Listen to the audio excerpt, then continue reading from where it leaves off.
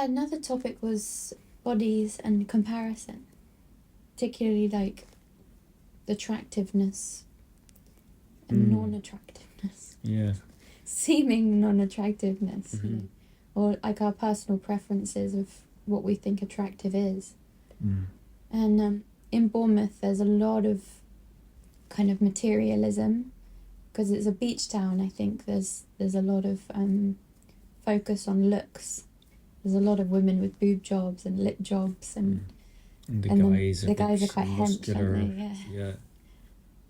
So it's a big body focused town, it feels like. Yeah, and everyone's in bikinis and stuff. Yeah. And yesterday it was up a lot for both of us. You were expressing about your hair. Yeah, the loss of hair on my head has been a big thing. I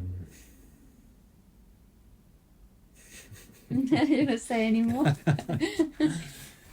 Bit of I think like identification with appearance has been a theme for me these last years because of losing a lot of hair on the top of my head. It made me see how much I value my appearance. Like my whole life, I mean, at least since I became a conscious teen, I noticed girls liking me, you know, getting nice looks, and I'd look back and, you know, little flirting here and there randomly on the street sometimes, you know. So I noticed when my hair began to thin out, that was threatened. And I used to get angry as well at Jesus, and maybe sometimes still do a bit. Like, this is cruel, you know.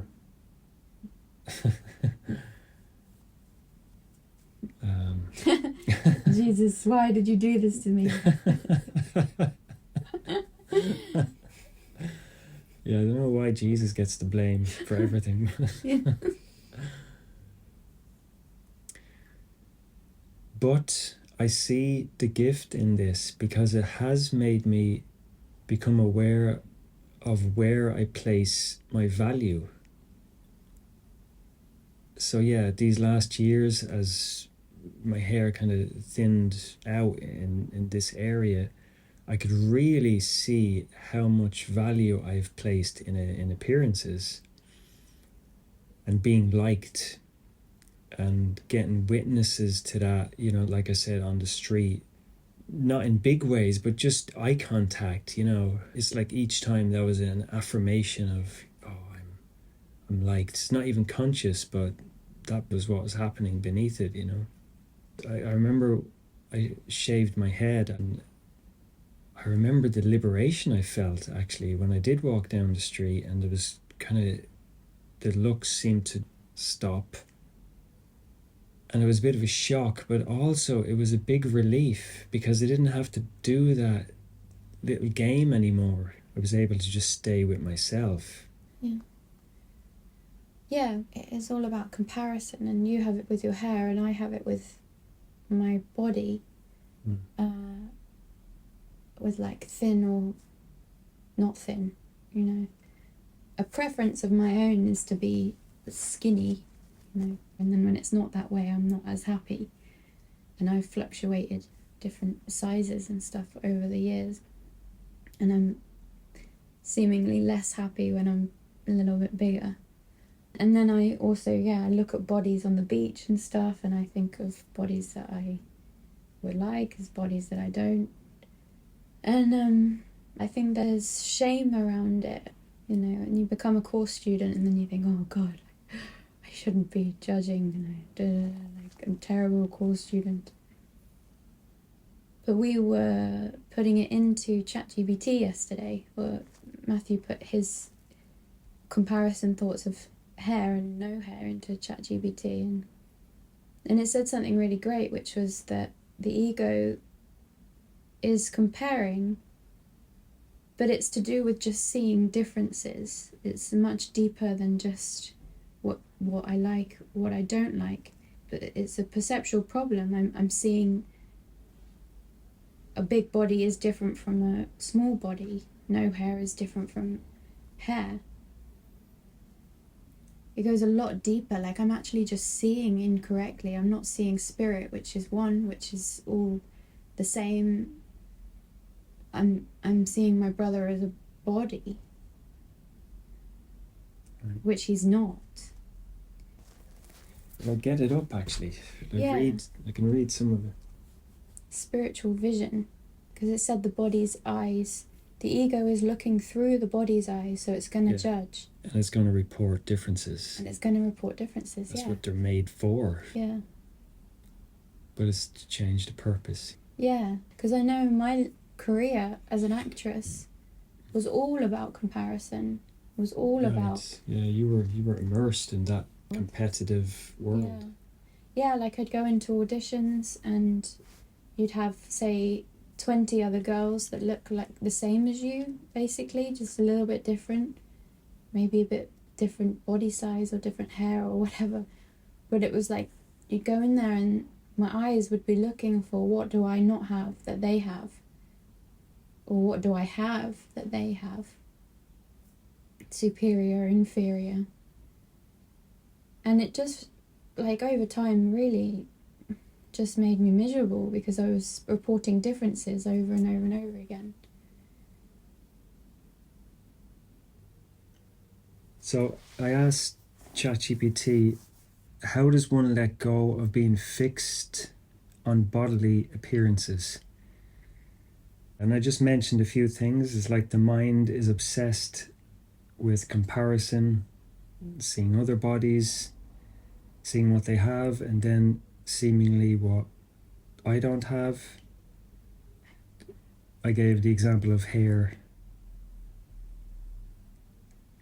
And yeah, wherever the body's eyes look, the thoughts just seem to come in automatically. So I asked ChatGPT, is there a practical way to really let go of this? And now ChatGPT knows me as well, so it knows what I'm interested in, the teachings of Jesus through A Course in Miracles. So it usually answers me in this context. So I'm not going to get into the whole answer because it's kind of long, but the obsession is not really about bodies.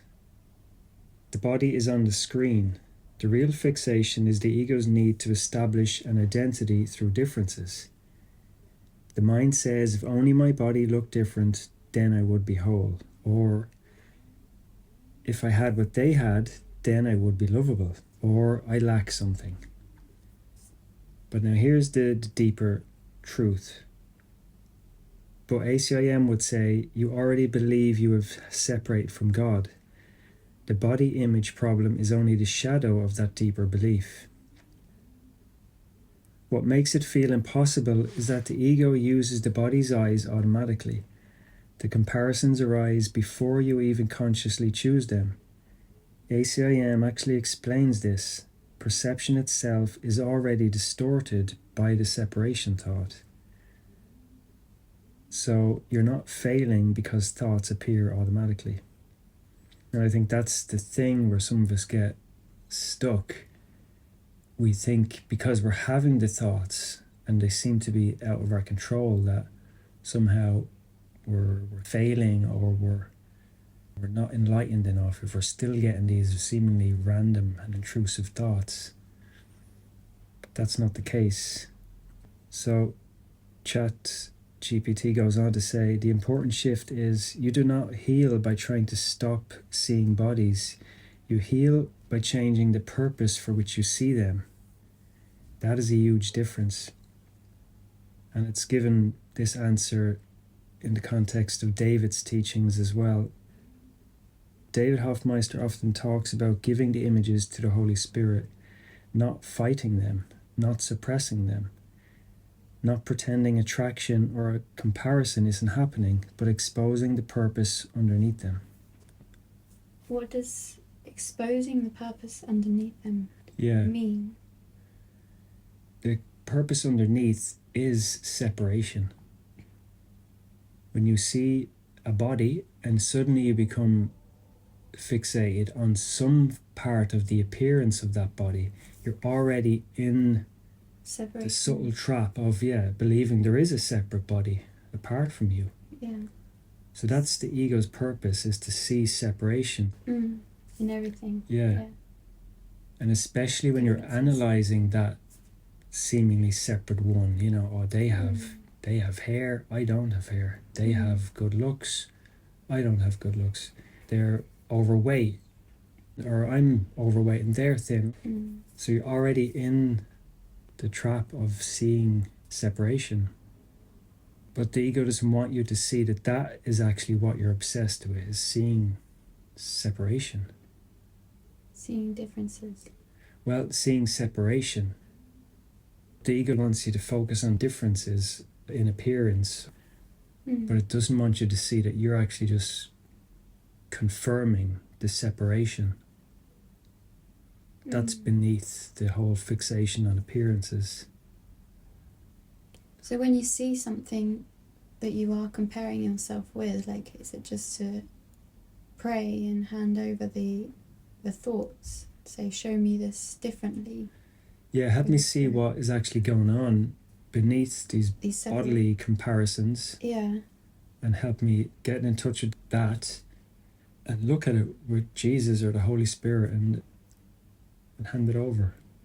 But I think, you know, we were talking about setting the goal recently. It's to bring that in too before we go out, for example. What is it you for? You go out, you get clear on the purpose. You get clear on the goal and what you want to experience. You know, you set the goal first. And then things like that get washed because they don't feel good. They're not in line with the goal. Right. Yeah. And you're not automatically at the mercy then of these automatic thoughts. Yeah. And if they do come, at least you have the goal ready. You know, the goal is peace, the goal is forgiveness, the goal is to overlook these seemingly random thoughts which the ego wants you to keep focusing on. So yeah, I'm not going to go through all of this. I'll just, some other good parts I want to read.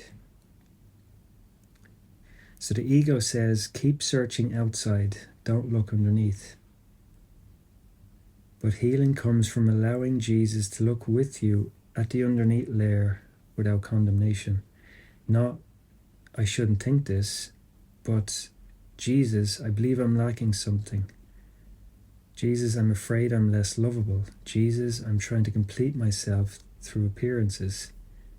That honesty opens the door. One thing ACIM points to repeatedly is that the ego uses attractiveness and unattractiveness equally. Both are traps because both reinforce identification with form. A person can feel superior about appearance and suffer terribly. Another can feel inferior and suffer terribly. Same prison, different costume. The problem is not what the body looks like. The problem is believing you are the body. And that belief runs very deep. So the undoing is gradual and compassionate. I think that's important as well. It's you can't just like, I'm not a body, I'm not a body. Yeah, exactly.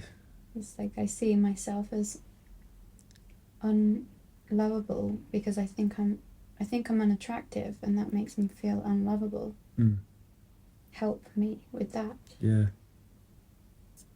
And he says, healing is not measured by whether the thoughts instantly disappear. Healing is measured by whether you keep choosing the Holy Spirit instead of believing the ego's interpretation.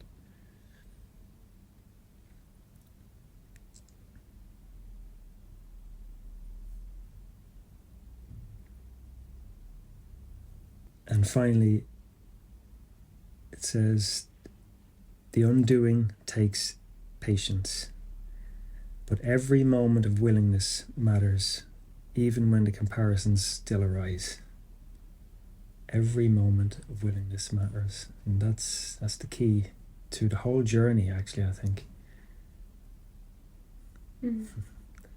Little openings Yeah. here and there. Yeah.